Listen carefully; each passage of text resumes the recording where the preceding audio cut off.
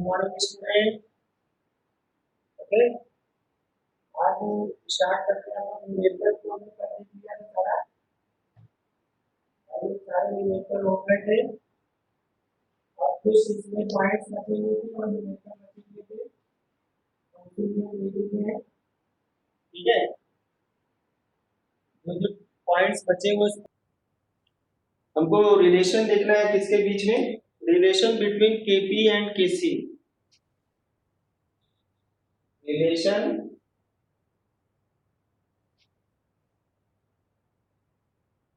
Between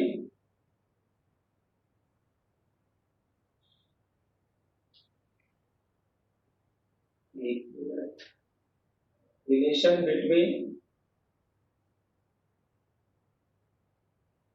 KE and KB, KE and KB, okay. हमें ये relation देखना है, इनके बीच में क्या रिलेशन होता है, ये रिलेशन कैसे आता है। ठीक है, अब देखो KW इक्वल टू हम लोग क्या जानते हैं, KW equal to H plus और OH माइनस।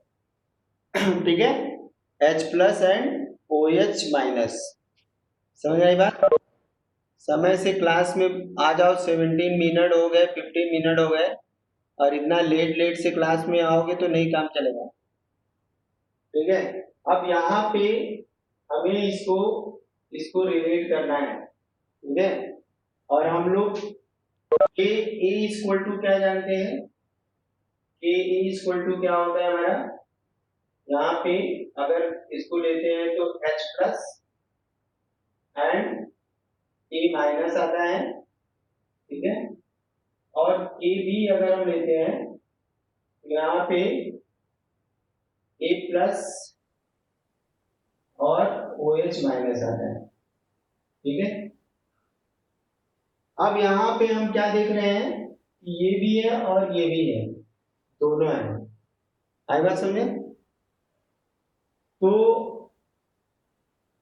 अगर हम इसको इससे मल्टीप्लाई कर देते हैं, यानी कि हम के डब्ल्यू इक्वल टू, सॉरी यहाँ पे हम के ए इंटू के बी कर देते हैं, ये हो गया हमारा H प्लस ए माइनस, ठीक है, इंटू ये हो जाएगा ए प्लस और OH माइनस। तो ये हमारा प्लस और माइनस यहाँ पे न्यूट्रल हो जाएगा। ठीक है, ये खत्म हो जाएगा हमारा, तो हमारे पास बचेगा H प्लस। केवल ये रिलेशन हमें जानना है, we have to know only, not to draw, not to derive, हमें डिराइव नहीं करना है, बस हम ये बता रहे हैं कि इस तरह से आया हुआ है, हमें कोई डेरिवेशन नहीं करना है। ठीक है, कोई भी दिक्कत है तो बोलो, नेटवर्क प्रॉब्लम या कोई भी दिक्कत हो तो बताओ। ठीक है, फिलहाल क्लास देखते रहो। अब इसकी जगह पे हम लिख देते हैं के डब्ल्यू, तो के W equal to K A into K B, this is the relationship between K W and K A, के एंड के बी। ओके, चलिए इसके बाद ये नोट कर लीजिए फटाफट, स्क्रीनशॉट ले लो फट से, बहुत जल्दी स्क्रीनशॉट ले लो। हो गया?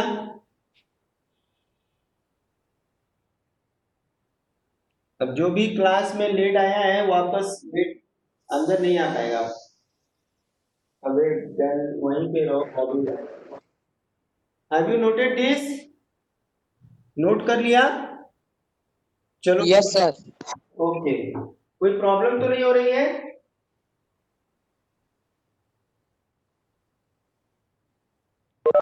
अब इसके बाद हम लोग देखेंगे P के वैल्यू, P के वैल्यू।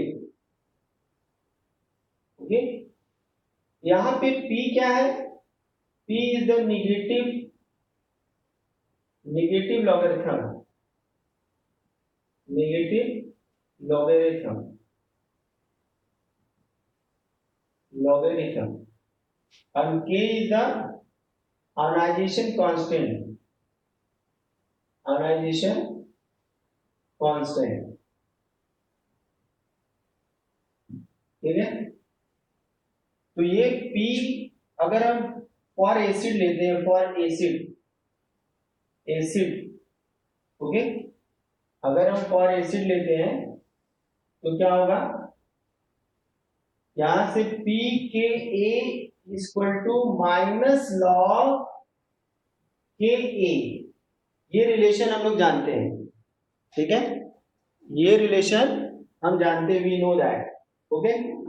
अब इसके बाद यहां पे फॉर बेस अगर देखेंगे, फॉर बेस तो हमें क्या मिलेगा, P K B equal to minus log K B, okay, इतना क्लियर है। अब इसके बाद और क्या हम लोग जानते हैं, हम लोग एक चीज अभी अभी जाने हैं तुरंत, यहां पे हम लिखते हैं, नीचे ना दिख रहा हो तो, अब यहां पे हम लोग जानते हैं, अभी अभी हमने देखा के डब्ल्यू इक्वल टू व्हाट, के बी, सॉरी के ए इंटू के बी, इसको हम 10 टू पावर माइनस 14 भी लिख सकते हैं, ठीक है। अब अगर यहां पे हम दोनों साइड में लॉग ले लें, इतना हम ये लेते हैं यहां वाला पोर्शन, ठीक है, on taking log, on taking log क्या मिलेगा हमें, अगर on both side, both side, okay, तो यहां से हो जाएगा minus log 10 to power minus 14 equal to minus log K A, और यहां पे minus log K B, okay. अब इसकी जगह पे हम क्या लिख सकते हैं, पी के ए, और इसकी जगह पे पी के बी, तो यहां से हमारा हो जाएगा, और इसको लिख सकते हैं लॉग 10 टू पावर माइनस 14 को हम लिख सकते हैं यहाँ पे माइनस 14, और एक माइनस पहले से है, ठीक है, लॉग 10, लॉग 10 की वैल्यू 1 हो जाएगी, माइनस इंटू माइनस प्लस हो जाएगा, इक्वल टू यहां से हो जाएगा पी के ए प्लस पी के बी, ये हमारा रिलेशन आ गया।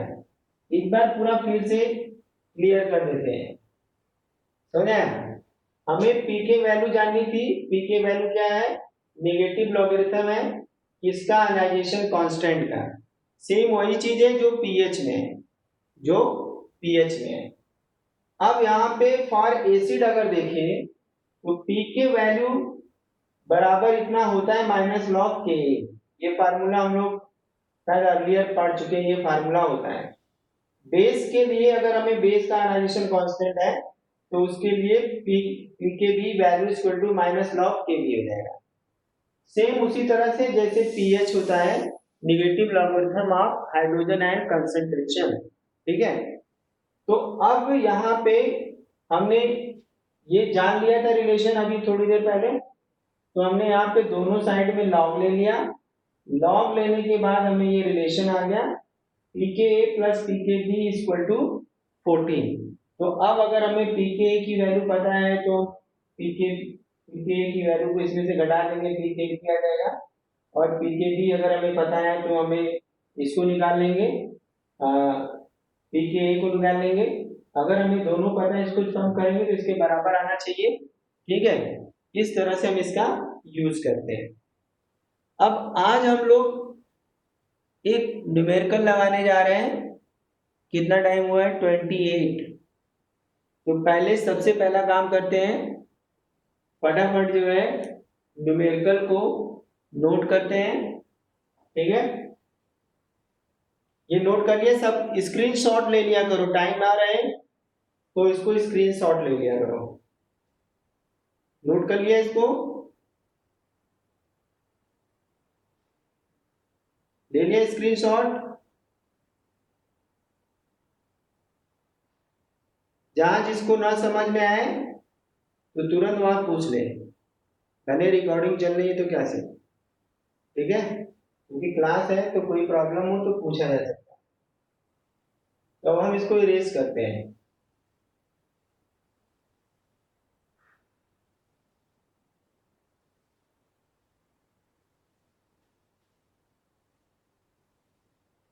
अब हम एक न्यूमेरिकल पे आते हैं। अब जो हम न्यूमेरिकल लगाने जा रहे हैं वो 5 मार्क्स के न्यूमेरिकल है।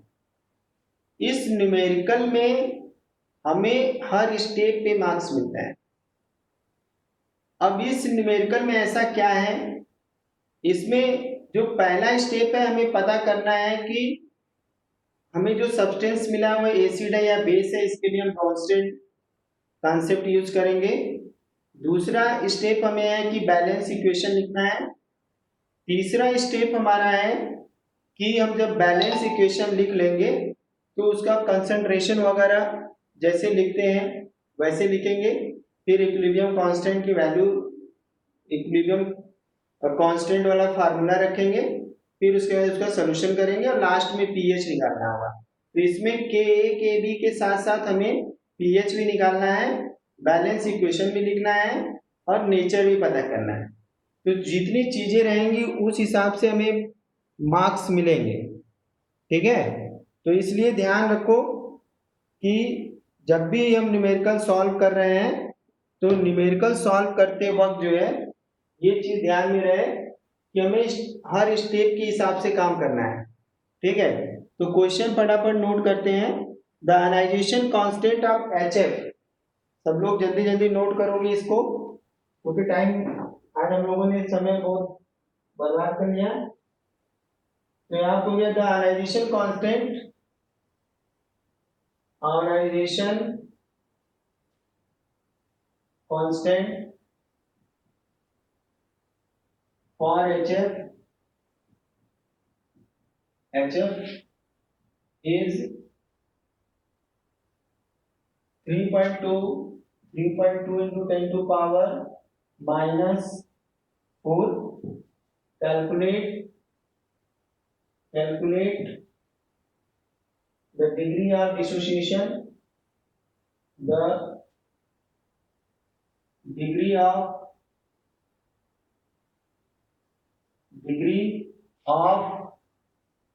dissociation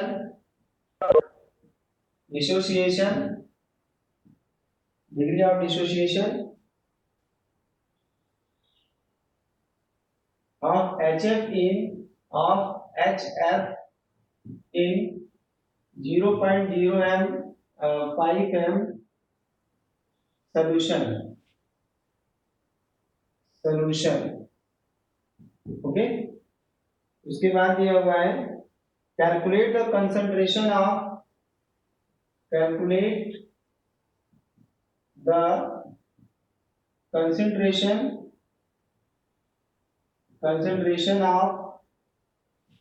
of each of all species present, यहाँ पे हमें H3O प्लस F माइनस और एंड HF का हमें कंसंट्रेशन भी पता करना है जो कि हमें नहीं पता है। In the solution and it's pH, ठीक है। क्वेश्चन एक बार हम फिर से रिपीट कर दे रहे हैं फटाफट। The ionisation constant for HF is 3.2 into 10 to power minus 4.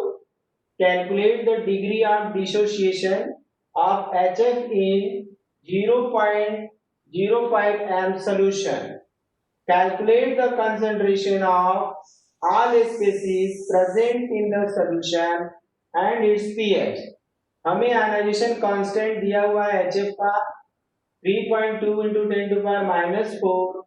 Calculate करना है डिग्री ऑफ डिसोसिएशन HF का, जबकि सॉल्यूशन दिया हुआ है 0.05 m, और कैलकुलेट करना है कंसंट्रेशन सारे स्पीसीज का जो इस रिएक्शन में है, और इसका पीएच भी पता करना है। तो आई होप सबको ये क्वेश्चन समझ आ गया। अब कैसे हमें स्टेप लेना है, क्या करना है, ठीक है। यहाँ पे पहला स्टेप है, अब स्टेप वाइज हम इसको सॉल्व करते हैं। सबको इसको नोट कर लो, हो गया नोट? हाँ चलो, अब इसे हम पहला स्टेप यहीं से शुरू करते हैं। स्टेप वन, स्टेप वन में हमें पता करना है कि जो हमें मिला है वो एसिड है या बेस है, यानी ये HF एसिड है या बेस है। तो यहाँ पे HF हमारा क्या एसिड है, HF is acid, acid due to tendency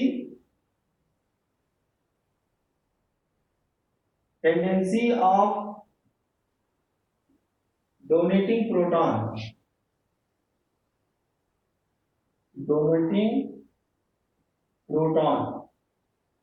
अब अगर इसे दिखाना है तो हम इसे दिखाने के लिए क्या करेंगे, हम इसे दिखाने के लिए जो है कि sir proton donate, sir proton electron ना डोनेट करेगा। प्रोटॉन कॉन्सेप्ट देखो, ब्रॉन्स्टेड कॉन्सेप्ट चल रहा है।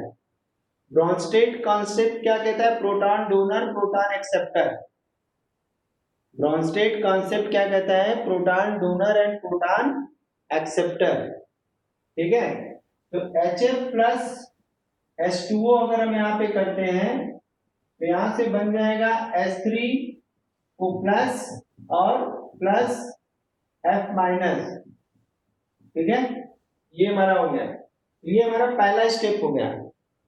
पहले स्टेप को फटाफट नोट कर लो। पहला स्टेप,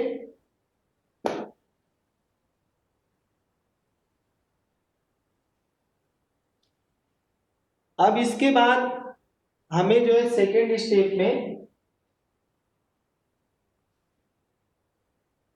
ये स्टेप वन हो गया हमारा,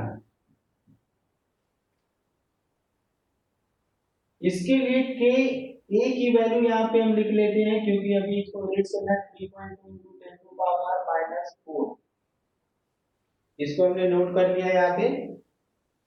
अब इसके बाद देखो सेकेंड स्टेप में आएंगे।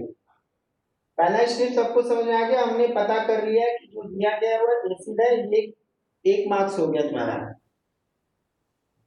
अब इसको हम इरेज कर देते हैं। इरेज करने के बाद हम स्टेप 2 पे आएंगे। स्टेप 2 क्या कहता है, स्टेप 2 कहता है right the balance all balance equation, right the all balance equation.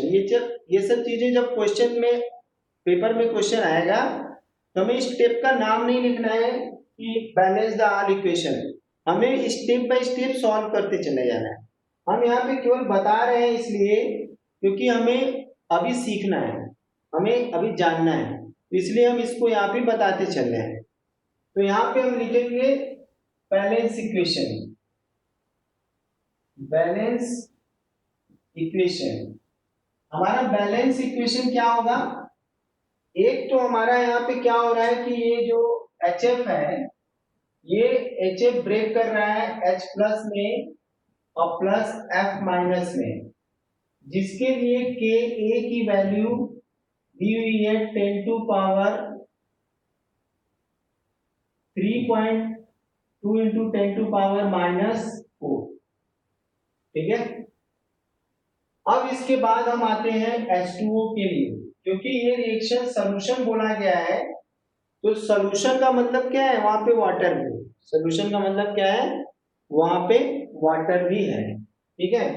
तो अब इसके लिए हम क्या करेंगे, यहाँ पे हमने वाटर ले लिया, अब ये क्या करेगा, H3O प्लस बनाएगा और प्लस यहाँ पे OH माइनस। इसके लिए K की जो वैल्यू होती है वो हम लेते हैं 1 × 10⁻⁻14। ठीक है, यहाँ पे हम KW लेते हैं, वाटर का आयनाइजेशन कांस्टेंट। ठीक है, तो ये हमारा हो गया। इसको हमने जैसे इस तरह से लिखा है, इसको हम पहले वाले की तरह से ऐसे भी लिख सकते हैं, दोनों तरह से लिख सकते हैं। हम यहाँ पे चाहें तो H2O अगर बढ़ा दें तो यहाँ पे हमारा हो जाएगा H3O प्लस। तो सेम चीज है, कोई दिक्कत नहीं है, हमें बस कंपेयर करना है। तो अब हमने दूसरा स्टेप लिख लिया, जितने भी केमिकल रिएक्शन हो रहे थे वो इसी तरह से हमको लिख लिए। बस एक चीज ध्यान रखना है कि अब दिमाग में कभी कभी आता है कि सर ने तो इक्वेशन लिख दिया, हम कैसे लिखेंगे। ब्रॉन्स्टेड कॉन्सेप्ट को अगर याद रखोगे तो इक्वेशन आराम से लिख जाएगा। एसिड है यहाँ पे, सॉल्यूशन बोला गया है, तो सॉल्यूशन मतलब वाटर है वहां पे, तो इसका मतलब कि वाटर का भी आयनाइजेशन होगा और वहां पे एसिड का भी आयनाइजेशन होगा। बेस होता तो बेस का भी आयनाइजेशन होता है। ठीक है, अब यहाँ पे एसिड है तो एसिड का आयनाइजेशन हुआ तो ये प्रोडक्ट बना, तो वाटर का आयनाइजेशन होगा तो ये प्रोडक्ट बनेगा। तो ये वाला रिएक्शन तो सब में कॉमन रहेगा, ये वाला रिएक्शन सॉल्यूशन में सब में कॉमन रहेगा। ये रिएक्शन हमको बस इस तरह से लिखना है, एसिड और बेस। ठीक है, बेस में थोड़ा चेंज हो जाएगा, बस इसी तरह से सारा रहेगा। अब थर्ड स्टेप में क्या करेंगे, हम इन दोनों को कंपेयर करेंगे कि इस सॉल्यूशन में कौन सा रिएक्शन डोमिनेट है। थर्ड स्टेप में क्या करेंगे, comparison between two reaction to find out the dominant reaction. Comparison between two reaction to find out the dominant reaction, कौन सा हमारा डोमिनेंट रिएक्शन। ठीक है, स्टेप लेंदी लग रहा है मगर लेंदी नहीं है, बस ये भी क्योंकि फर्स्ट टाइम जब हम कोई काम करते हैं तो हमें वो थोड़ा प्रॉब्लमेटिक लगता है, लेकिन वो प्रॉब्लम वहां पे है नहीं। तो यहाँ पे अगर हम देखते हैं थर्ड स्टेप में आते हैं, स्टेप 2 हो गया, स्टेप थर्ड में आते हैं। स्टेप थर्ड में आते हैं तो क्या देखते हैं, हम कंपेयर करते हैं कि Ka is greater than KW, therefore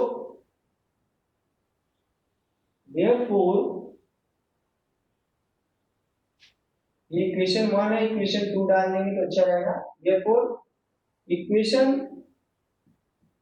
या रिएक्शन भी यहां लिख सकते हैं, भूल गया तो रिएक्शन 1 इज डोमिनेंट, ओके। तो अगर ये डोमिनेंट है तो हम इसी को लेकर के कंसंट्रेशन निकालेंगे, हम इस वाले को नहीं लेंगे। तो ये हमारा स्टेप थर्ड हो गया। अब हमें तीन काम बचा हुआ है यहाँ पे। एक तो हमें कंसंट्रेशन पता करना है, ठीक है, और एक हमें जो है कि, तो अब इसके बाद फोर्थ स्टेप पे हम चलते हैं। फोर्थ स्टेप में क्या करेंगे कि इस वाले रिएक्शन को लिखेंगे। फोर्थ स्टेप ये हमारा थर्ड हो गया। स्टेप फोर क्या करेंगे, इस रिएक्शन को लिखेंगे HF प्लस H2O, ठीक है, H3O plus and F minus Ka equal to 3.2 into 10⁻⁴। अब जब हम इनिशियल की बात करेंगे, अब देखो वही चीज शुरू हो गया, इनिशियल अगर बात करेंगे तो हम क्या करते हैं, इनिशियल में ये 0 होता है, ये 0 होता है, ठीक है। अब यहाँ पे कंसंट्रेशन दिया हुआ है, कंसंट्रेशन कितना लिखा है हमने, जरा बोलना दो। ओ कंसंट्रेशन हमने क्या लिखा है, 0.05 ना, तो 0.05 चाहे लिखो चाहे वहां पे 0.02 बना दो, उसको 0.02 बना सकते हो वहां पे, ठीक है, और 0.05 से भी हम कर सकते हैं। तो यहाँ पे हमारा इसका कंसंट्रेशन इनिशियल है 0 to या 0.5 अगर ले लो, ठीक है, तो ये हमारा कंसंट्रेशन यहाँ पे इसका दिया हुआ है। अब क्या हुआ, चेंज कितना हुआ, चेंज चेंज चेंज ये हुआ कि ये प्लस 0.02 बना और ये 0.02 बना, ठीक है, आई बात सुनिए।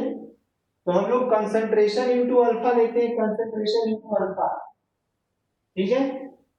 तो इसका मतलब ये है कि इतना ये 0.02 ये चला गया। एट इक्विलिब्रियम पे हम क्या लिखेंगे, एट इक्विलिब्रियम, एट इक्विलिब्रियम पे जब हम आएंगे तो हमें लिखना होगा 0.02 माइनस 0.02 अल्फा, ठीक है, और ये सब हमारा उसी तरह से रहेगा प्लस 0.02 अल्फा और प्लस 0.02 अल्फा। तो ये तो हम लोग नेचुरल वही काम करते चले आए थे, तो हमें कोई प्रॉब्लम नहीं हुई, वही चीज है, ठीक है। अब हम लोग अगले स्टेप में आते हैं, फिफ्थ स्टेप में। फोर्थ स्टेप में हमें ये रिएक्शन लिखना है। अब फिफ्थ स्टेप में आते हैं, कोई कुछ नहीं करना था, जो कंसंट्रेशन दिया हुआ था वहां पे हमने क्वेश्चन में 0.05 लिखवाया है, सेम उसी तरह से हम यहाँ पे 0.05 भी यूज कर सकते हैं, ठीक है। अब यहाँ पे हम इतना मान लेते हैं कि इतना ये बना, इतना ये बना, सी अल्फा हम लिखते हैं, तो यहाँ पे कंसंट्रेशन दिया हुआ था तो कंसंट्रेशन बना। अब हम लोग 1 माइनस अल्फा जो दिखाते थे, तो वहां पे ये कंसंट्रेशन दिया हुआ है 0.02 और यहाँ पे माइनस 0.02 अल्फा है, तो हम इसको ऐसे भी लिख सकते हैं 0.02 अगर कॉमन ले लेंगे तो 1 माइनस अल्फा ही बचेगा, ठीक है। अब हम लोग फिफ्थ स्टेप में आते हैं, इसका स्क्रीनशॉट ले लो जल्दी से, टाइम अब ऑफ होने वाला है, ठीक है, बहुत जल्दी करना। हम ऊपर से इरेज कर दे रहे हैं स्टेप 2 को, ठीक है। अब इसके बाद स्टेप 5 में आ जाते हैं। स्टेप 5 में हमारा क्या है, यहां से Ka इक्वल टू लिखेंगे कंसंट्रेशन H3O प्लस और into F minus upon HF, ठीक है। H2O नहीं लेंगे हम यहाँ पे, ये हो जाएगा 3.2 इंटू 10 टू पावर माइनस 4 और यहाँ पे हो जाएगा 0.02 alpha into 0.02 alpha upon 0.02 bracket में 1 माइनस अल्फा, ठीक है। यहां से एक कट जाएगा, ये सेम उसी तरह से ये नोट हो गया होगा, इसको नोट कर लो। हम इसको इरेज करना चाह रहे हैं, स्क्रीनशॉट ले लो अगर किसी का छूट रहा हो तो, चलो गुड। तो अब यहां से हम इसको इरेज करते हैं, ये हमने इरेज कर दिया। अब यहां से हमारे पास क्या बचेगा, यहां हमारे पास बचा 0.02 alpha square upon 1 minus alpha और यहाँ पे हो गया 3.2 इंटू 10 टू पावर माइनस 4, ठीक है।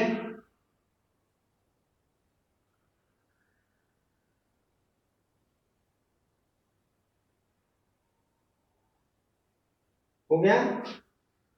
अब इस इक्वेशन को हमें ओपन करना होगा, ओपन करेंगे तो देखो यहां से ये इससे कट सकता है, यहां से अगर इसको हम काटना चाहें, अगर इसको हम लिख दें, ऐसे लिख दें alpha square equal to 0.02 sorry 3.2 into 10 to power minus 4 into 1 minus alpha upon 0.02, तो अगर एक जीरो यहाँ बढ़ा दे तो ये हो जाएगा, यहां से कितना हो जाएगा 16, ठीक है। तो हम इसको हम यहाँ पे 16 पॉइंट अगर 0 कर दें, ठीक है, 16 इंटू 10⁻⁻4, ठीक है, और ये हो जाएगा 1 माइनस अल्फा। अब इसको हमें बस ओपन करना है, ओपन करेंगे तो 1.60 इंटू 10⁻⁻4 माइनस 1.60 इंटू 10⁻⁻4, ठीक है। इस जीरो का कोई मतलब नहीं, इसको छोड़ सकते हो, यहाँ पे अल्फा लिख देंगे। अब सबको एक साइड में ले जाते हैं, एक साइड में लाएंगे तो क्या होगा, यहां से हो जाएगा अल्फा स्क्वायर प्लस 1.6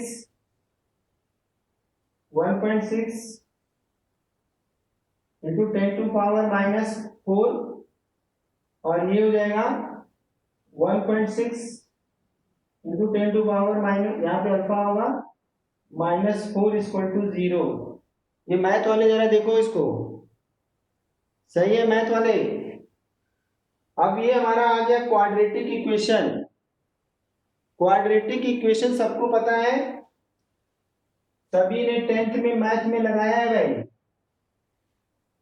तो क्वाड्रेटिक इक्वेशन में हम क्या लिखेंगे, ये नोट यहां ऊपर इरेज करें या बगल में लिख देते हैं, alpha equal to minus B plus minus under root B square minus 4ac upon 2a। इस फार्मूले को सब लोग जानता है, ठीक है। तो यहां पे हमारा a इक्वल टू 1 है, b equal to this much है, और c equal to this much है। यहां पे हमें ये वैल्यू पुट करनी है, तो ये हमारा हो जाएगा -1.6 इंटू 10⁻⁻4 प्लस माइनस ब्रैकेट में 1.6 into 10⁻⁻4 minus 4 into 1 into 1.6 into 10⁻⁻4 upon 2, ठीक है। इसको जब हम सिंप्लीफाई करेंगे तो हमारा यहाँ पे अल्फा इक्वल टू आएगा प्लस 0.12 एक वैल्यू आएगी, और माइनस 0.12 एक वैल्यू आएगी। तो हम इस माइनस वाली वैल्यू को क्या करेंगे, निगलेक्ट कर देंगे। तो हमारा अल्फा इक्वल टू हो जाएगा, इसको हम लेंगे नहीं नीचे वाले को, तो 0.12 हो जाएगा। परसेंटेज में अगर लिखेंगे तो ये 12% हो जाएगा, ठीक है। यहां से हमें अल्फा की वैल्यू पता लग गई, ठीक है। अब यहां से सब कोई फटाफट स्क्रीनशॉट ले लो। क्वाड्रेटिक इक्वेशन का यूज कहीं कहीं पे है, सब जगह नहीं है। अगर जो इजीली सिंप्लीफाई कर सकता है तो वो कर सकता है, ठीक है। अब देखो यहाँ पे पीएच बस हमें निकालना है, पीएच निकालने के लिए कंसंट्रेशन दिया हुआ है, तो कोई प्रॉब्लम नहीं है, ठीक है। अब जो हमें अल्फा की वैल्यू यहाँ से मिली है, इस अल्फा की वैल्यू को कंसंट्रेशन अगर हमें पता करना है, इसको इरेज कर देते हैं ऊपर का जल्दी से, नहीं तो वेवेक्स बंद होने वाला है। तो यहाँ पे H3O प्लस का कंसंट्रेशन ये 0.12 इंटू वहां पे दिया हुआ तो 0.02, और यहाँ पे F माइनस का कंसंट्रेशन 0.12 इंटू 0.02, और इसके बाद यहाँ पे HF का कंसंट्रेशन, तो ये हमारा हो जाएगा 0.02 माइनस 0.02 इंटू 0.12। इसको सॉल्व कर देना, तो यहाँ से हमें ये वैल्यू मिल जाएगी, ठीक है। और हमें पीएच निकालना था, कंसंट्रेशन। तो कंसंट्रेशन निकालने, पीएच निकालने के लिए क्या करेंगे, सिंपली जो हमारी वैल्यू आई है उसी को यहाँ पे रख देंगे। ये minus log H plus concentration, हमारा H प्लस कंसंट्रेशन ये है, यहाँ से जाएगा minus log 2.4 into 10 to power कितना हो जाएगा, 1 2 3 4 -4, हाँ ठीक है। यहाँ पे 1 2 3 4, तो 3, यहाँ पे 3 हो गया। अब इसको हमें कैलकुलेट कर लेना है, लॉग जैसे लेते हैं यहाँ पे 24 में देखेंगे टेबल में, 24 के 4 में देखेंगे, और ये लॉग में जब आएगा तो इसकी वैल्यू 3 हो जाएगी। तो हम इसको क्या लिख सकते हैं, टाइम चूंकि बहुत तेज भाग रहा है, यहां से हमारा हो जाएगा ये माइनस लॉग 2.4 और ये हो जाएगा माइनस 3 लॉग 10। तो ये हमारी वैल्यू जो है, इसको हम जब सॉल्व करेंगे ये तो 1 हो जाएगा, और इसको 2 के टेबल 24 के टेबल में देखेंगे तो यहाँ से हमारा जो पीएच आएगा वो पीएच लगभग आना चाहिए 2.62। इसको एक बार चेक कर लोगे, नहीं आएगा तो हम बता देंगे। तो इस तरह से हम न्यूमेरिकल सॉल्व करते हैं स्टेप वाइज, ठीक है। अगर कहीं कोई प्रॉब्लम होगी तो बता देना। तो वेवेक्स जा रहे हैं, सब कोई एडमिशन सोच समझ के लो, कोई प्रॉब्लम हो तो बताओ। Okay, okay bye.